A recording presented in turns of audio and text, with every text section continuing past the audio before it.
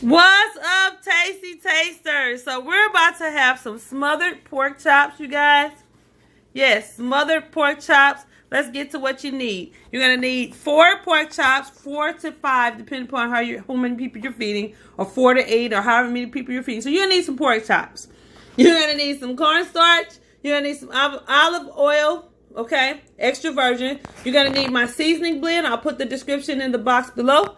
You're gonna need some onion, mushroom, Lipton soup mix. 1 onion. You're gonna need some minced garlic, some canola oil, and you're gonna need some flour. This is 1 cup of flour. So grab your ingredients, come on back. Let's cook some smothered pork chops. Okay, in our flour, you guys, we're gonna add to the flour. We're gonna add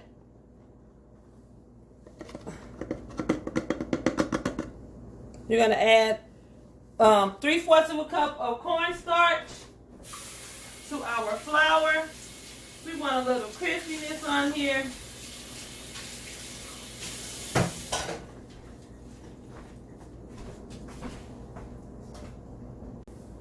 Okay, to our cornstarch and our flour mixture, we're going to add in 1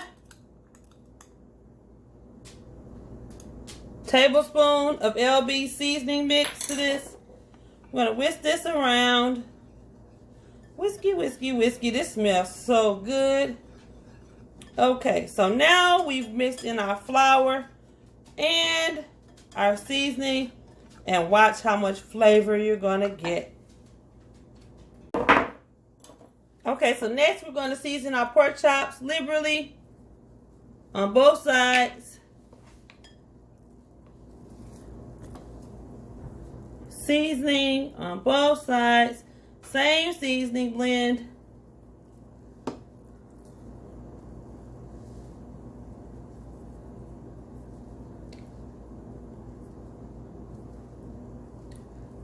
Okay, and we are seasoning.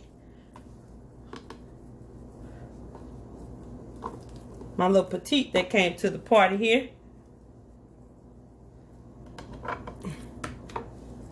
Okay.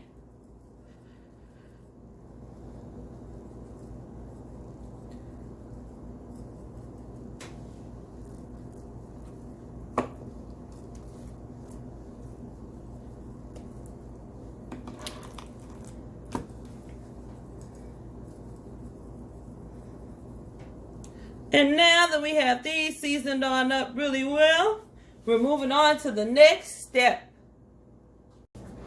Okay, so we're going to keep this simple. We're not going to do egg dredge. We're just going to do simple flour, you guys. Just down in the flour. Both sides. Cover just a light coat. Because remember, we're smothering these. So we just want something enough to put a little coating on it, as you can see. So we're going to coat these really well. We're not doing a full egg dredge and all of that. You can do that, but we're not doing that this evening. I'm going to do it old school like my granny used to do her smothered pork chops. She just basically washed, seasoned flour. So let me just start by saying these were washed really well. So I used to be like, what is my grandmother doing to this pork chop? It just used to be so good. It was so good, you guys. I'm going to tell you a quick story while I'm doing this. My brother and I were sitting at the table one day. My younger brother my mom used to always feed the kids. She would sit us down and we would eat and talk to each other and all that, right? So me and my mom left out of the kitchen for a few minutes, and me and my younger brother were sitting there. My brother was not a big meat eater, but he loved mac and cheese. So he had ate up all his mac and cheese, but he didn't eat his pork chop, right? So guys, I decided I loved hot sauce as a kid. I've always liked spicy stuff. So I had decided I was going to reach my hand over his plate and take his pork chop. My brother literally stabbed me in the arm with a fork. So to this day, guys, I still have fork marks from my little brother because I took his pork chop. So anyway, now that we have these dredged and floured, we're going to go ahead and go to our skillet. Okay, Tasty Taster. So now we're going to go down. We're only going to do 2 pork chops at a time, because we don't want to overcrowd the pan.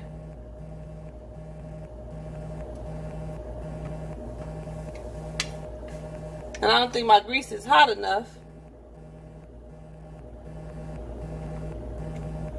But that's okay.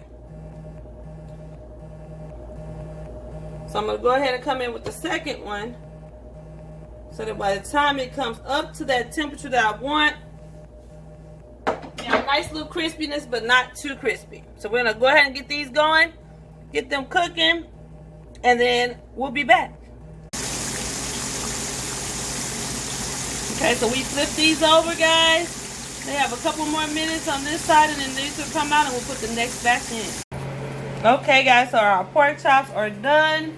We have removed them from the hot oil, but now we're going to take our oil that's on the skillet, remove it, and we're going to use the skillet where we cook these pork chops at. Okay, so once we removed our pork chops, this is what should be left in the bottom of your pan. My grandmother used to tell me that's the flavor. So we're going to add in here a tablespoon of olive oil, extra virgin. We're going to come in with our onions.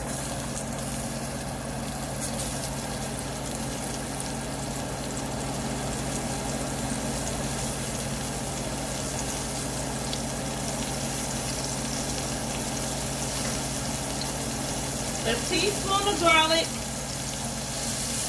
And we're going to let this cook out. And we want to get our onions to translucent, which you got to pay attention to because, of course, you know. But my grandmother used to always tell me this is the flavor. Flavor, flavor, and more flavor. So we're going to cook these out for a few minutes. And then we're going to come in with our Lipton seasoning mix.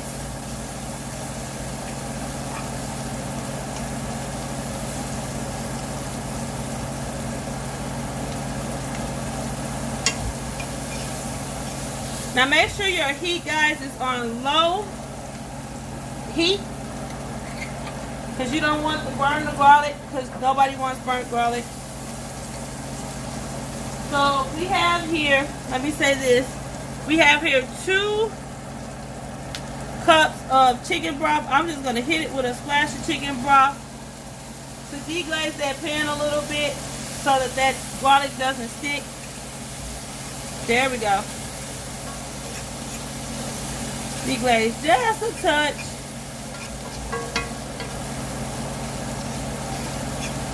So all that flavor comes up onto our onions.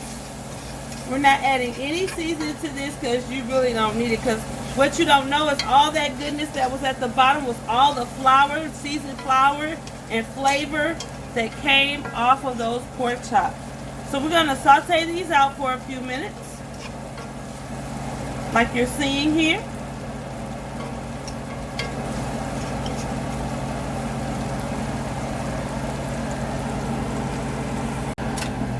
Okay, guys, I'm sorry about the fan. Forgot I had it on. Now to this, now we're going to add in our Lipton onion soup mix. The full package. We're going to add in a tablespoon of cornstarch.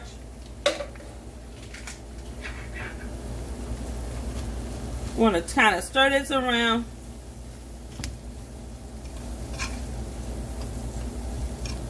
And this literally, guys, is literally what my granny used to do. Except she used to use flour, but I'm using cornstarch, okay? And what she would actually do is she would save some of that flour that she actually breaded the pork chops in. So, guys, we're going to also come in, once again, with a little bit of our seasoning here, about a teaspoon. Bring that same flavor, not changing up the flavor profiles. About a teaspoon. Now we're going to come in with our 2 cups of chicken broth.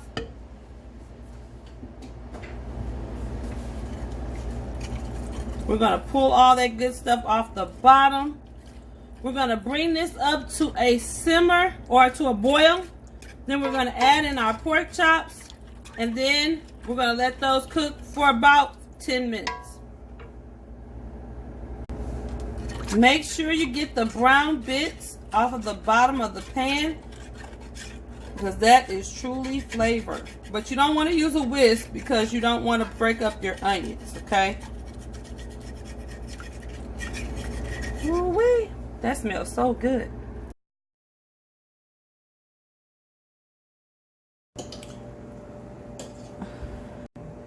Okay, tasty tasters, here is the finished product, okay?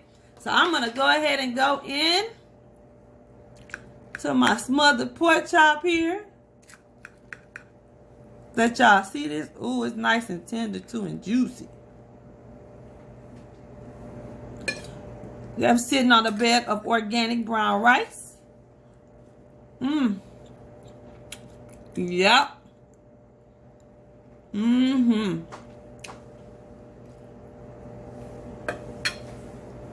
Just like my grandma used to make. Guys, I'm not sitting on here today and eating with you. You guys know what it is. Comment, subscribe if you haven't already. Give your girl a thumbs up.